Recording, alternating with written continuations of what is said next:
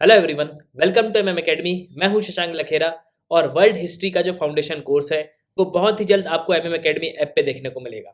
इस वीडियो में मैं आपको आउटलाइन दूंगा कि वर्ल्ड हिस्ट्री में हम क्या क्या जो है कवर करने वाले हैं। तो आगे बढ़ते हैं। नाउ एक बार मैं चाहता हूं कि आप इस मैप को देख लो। ये मैप है एम्पायर का। कौन सा एम्पायर? जो एम्पायर हमने कवर किया था मेडिवल हिस्ट्री पे। अगर आपने मेरी मेडिवल हिस्ट्री पढ़ी है तो मैंने जो रोमन एम्पायर था उससे पूरी चीजें यहाँ पे कवर करी थी। किस तरीके से रोमन एम्पायर ब्रेक हुआ और किस तरीके से ट्रेड रूट है वो डेवलप जो है हुआ है।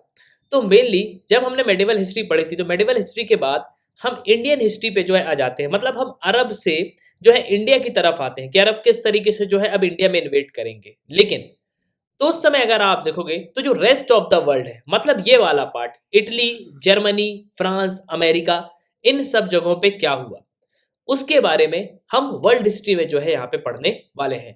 तो बिल्कुल शुरू से जो है मैं आपको यहाँ पे समझाने की कोशिश करूंगा कि शुरू से यहाँ पे किस तरीके से जो है मोनार्ची थी, कॉन्स्टिट्यूशनल मोनार्ची रही है, किस तरीके से जो है डेवलपमेंट यहाँ पे हुए हैं।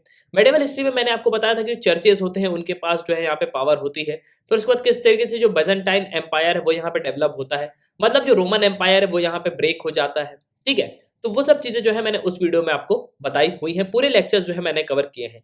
लेकिन इसमें अगर आप देखोगे तो आज जिस तरीके का हम इटली देखते हैं, जिस तरीके का हम फ्रांस देखते हैं, जिस तरीके का हम जर्मनी देखते हैं, तो ये सब किस तरीके से जो यहाँ पे डेवलप हुए हैं, किस तरीके से जो बॉर्डर्स हैं उनको भी जो है यहाँ पे डेवलप किया गया है।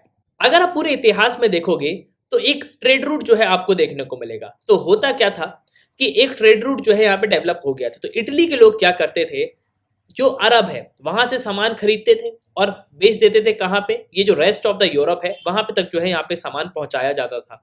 तो इटली जो है एक बिल्कुल यहाँ पे सेंटर बन गया था। तो इसलिए अगर आप देखोगे तो रेवोल्यूशन की जो शुरुआत है वो इटली से ही यहाँ पे होगी।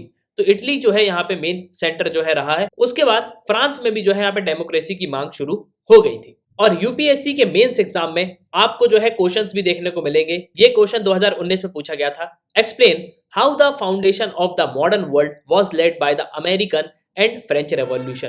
तो जो मॉडर्न वर्ल्ड की शुरुआत है, जो फाउंडेशन है वो फ्रेंच रेवोल्यूशन में ही जो है यहाँ पे रखा गया था।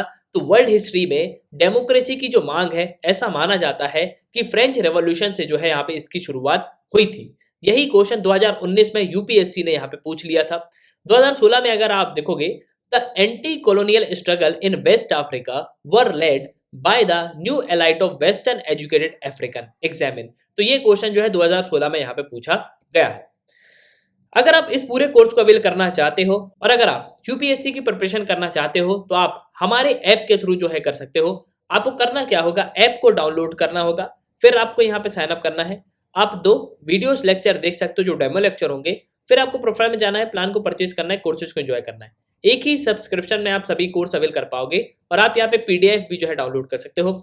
इसके अलावा द mmacademy.in जो हमारी वेबसाइट है, आप वहां पे भी जो है लॉग इन कर सकते हो। और अगर आप कोई सिंगल कोर्स भी परचेज करना चाहते हो, फॉर एग्जांपल आप वर्ल्ड हिस्ट्री पढ़ना चाहते हो, तो आप एक सिंगल कोर्स भी जो है यहाँ पे परचेज कर सकते हो। तो geography, governance, environment, disaster management, internal security, सभी कोर्स जो है यहाँ पे अवेलेबल हैं।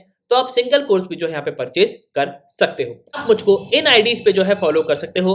तो फेसबुक, इंस्टाग्राम पे आप मुझको फॉलो कर सकते हो। आपको अगर कोई भी डाउट आता है लेक्चर के रिकॉर्डिंग तो आप मुझको इन आईडीज पे जो है यहाँ पे पूछ सकते हो। मेनली मैं इंस्टाग्राम पे जो है काफी एक्टिव रहता हूँ। नाउ अब अगर मैं पहले सोर्सेज की बात करूं तो कहां से हम कवर करेंगे, तो सबसे पहले हम जो है एनसीईआरटी को देखने वाले हैं। एनसीईआरटी से जो है बहुत सारी चीजें मैं लूंगा। इसके अलावा जो नॉर्मल लोवे की किताब है उससे भी जो है हम यहाँ पे चीजों को देखेंगे। उसके अलावा जो विकीपीडिया पे इंफॉर्मेशन अवेलेबल है उससे भी जो है बहुत सारा डाटा हम कलेक्ट करके जो है यहाँ पे कंपाइल करके आप तक पहुंचाएंगे। तो कौन कौन से टॉपिक जो है हम यहाँ पे कवर करने वाले हैं, तो रेनेसा पीरियड जो है उसको हम देखेंगे जो कि करीब 1300 से लेके 1600 तक रहा है। इसके पहले रेनेसा तो बाद में आएगा, उसके पहले कॉन्स्टिट्यूशनल मोनार्ची आपको देखने को मिलेगी। तो कॉन्स्टिट्यूशनल मोनार्ची से जो है हम यहाँ पे शुरू करेंगे।